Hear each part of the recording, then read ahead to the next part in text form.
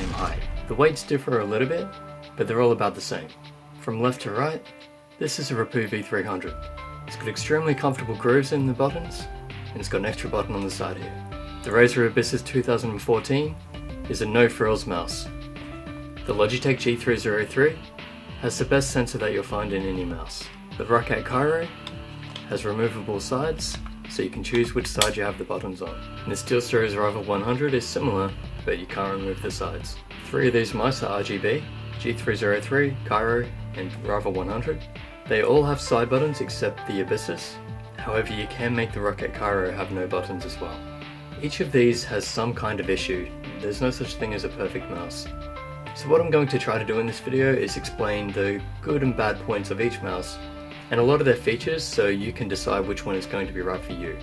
First, let's test out the buttons.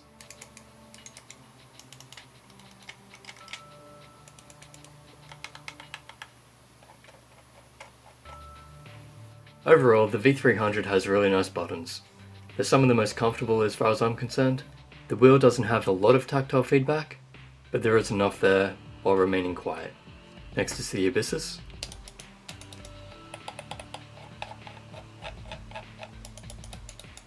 As a no-frills mouse, these are very standard and what you would expect. On the G303,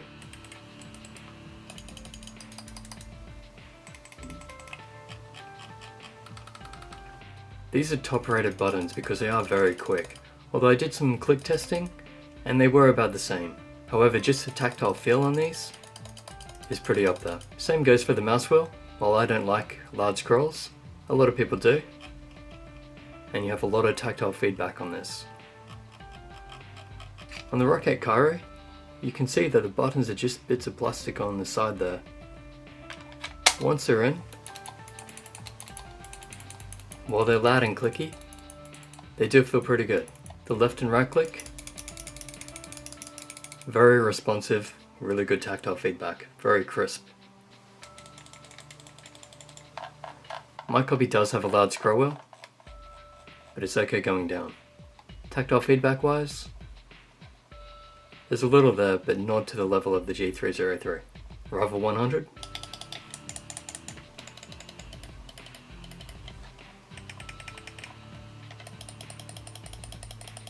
These buttons are quite loud, and I must say the left and right click feel a bit spongy compared to the other ones.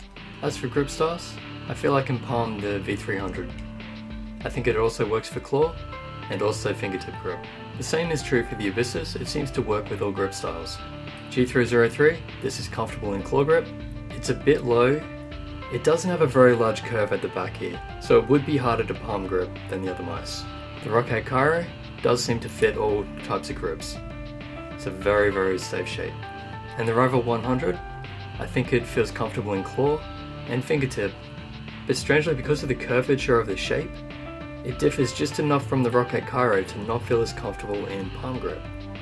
Now for weights. These aren't going to be the exact weights because there is some cable involved here. But with this test, the Abyssus is 82 grams. The G303 is 92, the Razer 100 is 91, the V300 is 99, and the Roccat Kiro is 101. So these two mice are the heaviest. But what is actually heaviest and what feels heaviest are two different things. You see, when we pick them up, our fingers are generally in the middle area, and that means that's where we're carrying the weight. If we put all the weight in the middle, it would be right where our fingers are, so we'd be using all our strength for that. But this is the power of leverage. If you put all the weight in the back, it's then being dragged from behind. The Roccat Kiro is a good example of this because it feels heavier than it should be. Even though it's about the same weight as the V300, it actually feels a lot heavier. So the weight distribution in the V300 is a lot better than the Roccat Kiro. So in terms of weight distribution, all of them feel pretty well balanced, except the Kiro. But some people do prefer a heavier mouse, and that's why the Kiro may suit a lot of people still. By the way, if you are finding this video helpful, please hit the thumbs up for me because it does help the video come up in search results better. Now for lift-off distance, the Razer 100 can still track when there's one DVD underneath it, so that's about 1.2 millimeters. But it can't track 2, so I'm guessing it's between 1.2 and maybe 1.6. It's a pretty low lift-off distance. The Roccat Kiro is the only one that you can adjust in the software. You can go low, which doesn't even track on a DVD, medium, which can track on one DVD, or high, which can track on two. The Rapoo V300 has a really high lift-off distance. You can put 3 DVDs under here, and it'll still track. The Logitech G303 can track at 1 DVD underneath it, but not 2. The Abyssus uses the Razer Synapse software, and there isn't too much customization available in here. So you can configure sensitivity stages, although that doesn't come into use much without a DPI button on the mouse, but it does allow you to set your DPI between 100 and 3500 in increments of 100. You can add acceleration and alter the polling rate. In lighting, you can either have off or on, and this is showing just how much of a no-frills mouse this is. In the V300 software, you only have 4 DPI settings, as listed here, so you can't have 400, 2000, 2400, it is only these 4. 3 polling rates, and it gives you some LED control. One advantage you do have with the V300 is this option here called Trigger. When you click it, it'll let you select a program. Now every time you run that program, it's going to select the profile that has it as a trigger. So this is profile 1. If I was selecting profile 2 and then I went to Winamp, it would reselect profile 1. That's handy for when you're binding buttons for different software. Now in the Rapoo 100 software. First point of interest is the CPI level. So it starts at 250, goes to 500, skips 750 and goes straight to 1000, 1250, 1500, 1750, 2000, and then jumps all the way to 4000. You have acceleration and deceleration options, but they are off by default, and the polling rate 125 to 1000. In the button configuration, you do have record, so for macros, and you can also change it to a media button or to launch an application. This is an RGB mouse, so you can control the LED.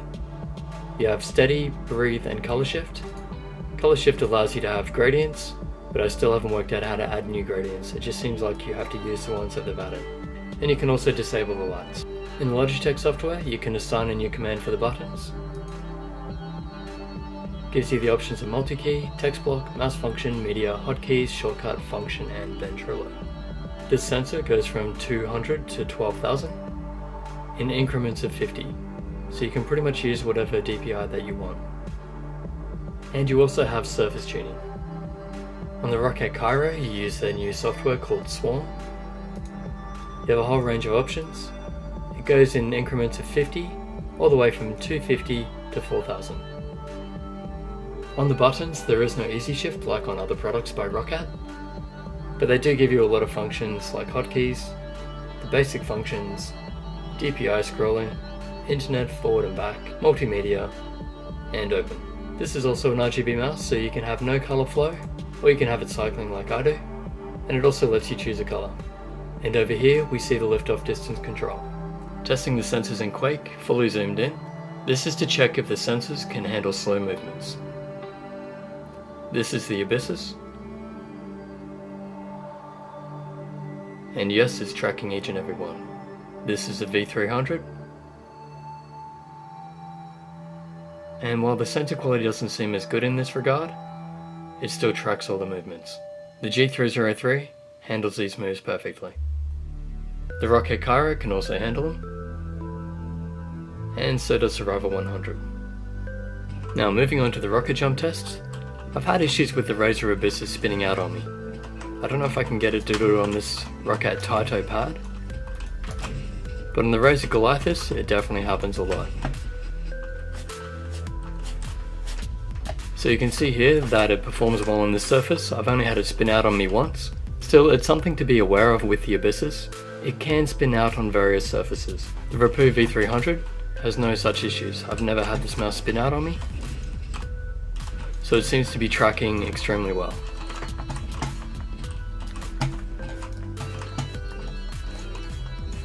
And of course the sensor in the G303 is flawless. Moving on to the Razer 100. I've done a lot of testing with this mouse also, and I haven't been able to make the sensor spin out. And lastly, the Roccat Kiro, same result. So all of these sensors perform quite well in game, for snipering, and also lots of big flicks.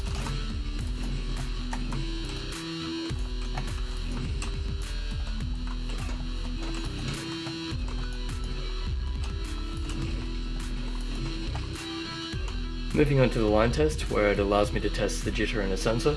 All of them perform quite well, but the Rapoo V300 does have a very slight jitter to it.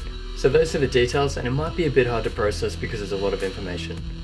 So I'll try to give it a conclusion, which will be a personal opinion, that I hope you'll be able to apply somehow for what you want.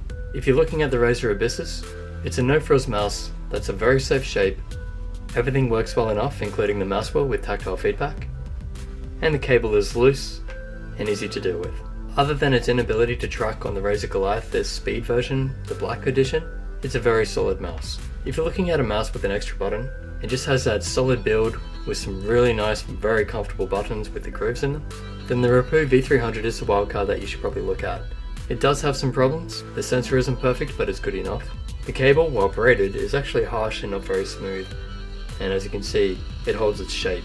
So it does cause a little bit of hassle. Still, out of all of these, this is actually my mouse of choice. There is something very special about it, and I love using it. If you want the mouse with the best sensor, the G303 is the one. You have the extra buttons, DPI switch and sides, the tactile feedback on the scroll wheel, really fast clicking buttons, and a really nice braided smooth cable that's no hassle at all. The only real problems with this mouse are the diamond shape and the fact that a lot of them have sensor rattle. I'll be returning mine, hoping the next copy won't have that. If you want a very safe shape with a good feeling mouse and a decent size, the SteelSeries Razer 100 is a good choice. The problems I see with this mouse? Everything seems good but not great, although the mouse feet do sound a bit loud.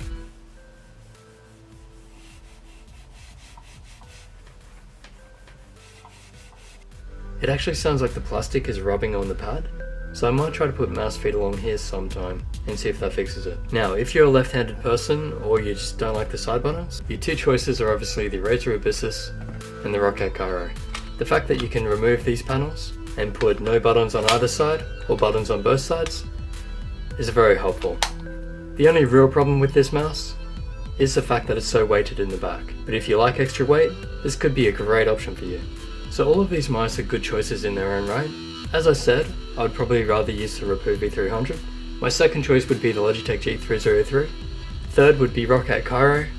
Fourth would be SteelSeries Razer 100. And fifth, the Razer Abyssus, because I like having side buttons and it had issues tracking on the Razer Goliaths. Otherwise, I'd be happy to use all of these mice full time. So they're all about the same price. If you are trying to get a budget mouse, and you think you'd like the G303, try the G302. It's still a great mouse. I used it for 9 months, and that's down to $34 at the moment. But otherwise, price isn't going to be a big deal with these mice because they're too close together. It's really going to be about what's going to suit you. If you have any comments or questions, just leave them below. I'll get back to you as soon as possible. If you'd like to see more videos like this, then please subscribe because it does help me grow the channel. You'll find Amazon links for all of these mice in the description. I'll leave it below for you. And again, please hit the like button for me. So thanks for watching, I'll catch you in the next video.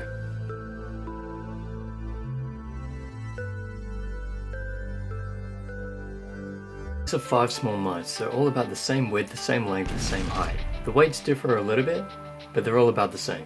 From left to right, this is a Rapoo V300. It's got extremely comfortable grooves in the buttons, and it's got an extra button on the side here. The Razer Abyssus 2014 is a no-frills mouse. The Logitech G303 has the best sensor that you'll find in any mouse. The Roccat Kiro has removable sides, so you can choose which side you have the buttons on. And the SteelSeries Razer 100 is similar, but you can't remove the sides. 3 of these mice are RGB, G303, Kiro, and Razer 100. They all have side buttons except the Abyssus. However, you can make the Roccat Kiro have no buttons as well. Each of these has some kind of issue. There's no such thing as a perfect mouse. So what I'm going to try to do in this video is explain the good and bad points of each mouse and a lot of their features so you can decide which one is going to be right for you. First, let's test out the buttons.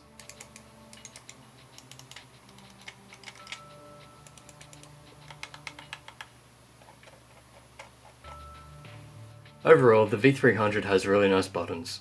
They're some of the most comfortable as far as I'm concerned. The wheel doesn't have a lot of tactile feedback, but there is enough there while remaining quiet.